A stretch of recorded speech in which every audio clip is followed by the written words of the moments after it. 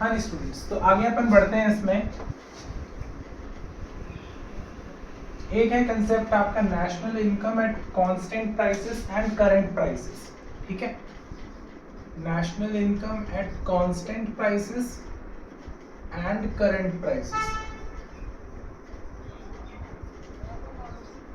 तो देखो बेसिकली क्या होता है कि लेट अस से हमारे पास में एक है 2020 और एक 2023।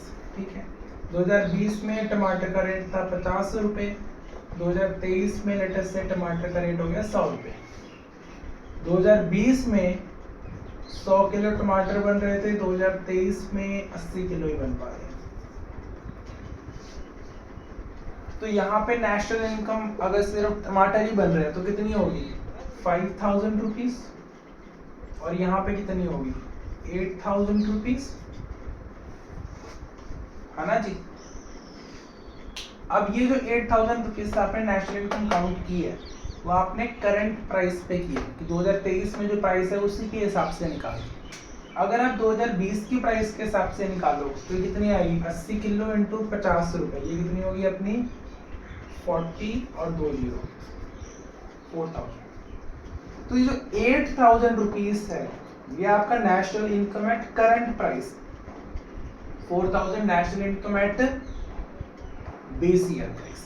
ठीक है, तो कांस्टेंट प्राइस में क्या करते हैं हम नेशनल इनकम को कैलकुलेट करते हैं on the basis of the base year price, और करंट प्राइस में जो आप कैलकुलेट कर रहे हो तो आप जो करंट ईयर जो चल रहा है उसके प्राइस के बेसिस पे निकालोगे। तो अब जब करंट प्राइस है तो इसको हम फ्लक्चुएटिंग प्राइस भी कह सकते हैं। फ्लक्चुएटिंग क्यों, 23 में जी 100 रुपये, 24 में कुछ और होगा, तो हर साल ये फ्लक्चुएट करेगा।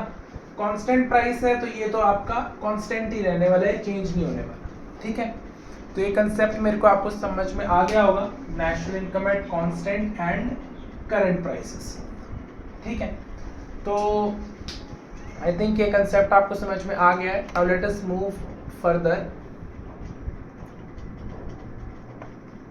तो हम जो है यहाँ पे जीएनपी निकाल सकते हैं जी। जीएनपी हमने एक तो करंट प्राइस पे निकाल दी, फिर हमने बोला जी एक हमने कांस्टेंट प्राइस पे निकाल दी। अब ये जो करंट प्राइस पे जब आप जीएनपी निकालते हो ना उसको हम कहते हैं नॉमिनल जीएनपी, और जो कांस्टेंट प्राइस पे निकाल रहे हो उसको हम कहते हैं रियल जीएनपी। रियल क्यों कहते हैं इसको, प्राइस तो आपका कांस्टेंट ही है। अगर आपकी नेशनल इनकम बढ़ रही है दैट मींस आपने क्वांटिटी प्रोड्यूस ज्यादा प्रोड्यूस करी है ना। अरे भाई अगर आपने 2020 में 50 रुपए की चीज बनाई, लेट अस से कि 23 में वो चीज सिर्फ 50 रुपए की ही रही। अब अगर नेशनल इनकम बढ़ रही है दैट मींस कि ये 100 से 110 या 120 पे ही जाएगा ना, तो उसको हम कहते हैं रियल जीएनपी। रियलिटी दिखाएगा भाई, कांस्टेंट प्राइस पे करोगे तो तुमको रियलिटी पता लगेगी। नॉमिनल नाम के लिए, करंट प्राइस पे कर रहे हो नाम के लिए बढ़ गई है लेकिन हो सकता ना भी बढ़ी हो। ठीक है, तो अब जो है यहाँ पे हम निकालते हैं GNP deflator. GNP deflator basically क्या होता है कि it measures the average level of the prices of the final goods and services. तो ये क्या करेगा आपका एवरेज लेवल बता देगा। कैसे निकालेगा जी, जब आप नॉमिनल को आपके रियल से डिवाइड कर दोगे ना, नॉमिनल जीएनपी को रियल जीएनपी से डिवाइड कर दो और 100 से मल्टीप्लाई कर दो, आपको पास आ जाएगा ये जीएनपी डिफ्लेटर। ठीक है जी। अब इसके बाद एक और कंसेप्ट है जिसको हम कहते हैं ग्रीन जीएनपी।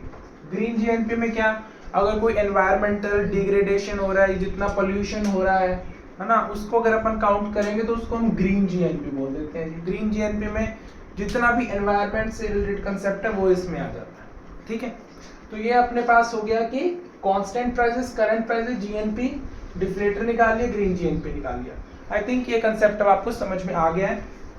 आगे बढ़ते हैं अपन। अब हम पढ़ेंगे कौन कौन सी चीजों को हम जीडीपी में इंक्लूड नहीं करते हैं। ठीक है, वो जानते हैं।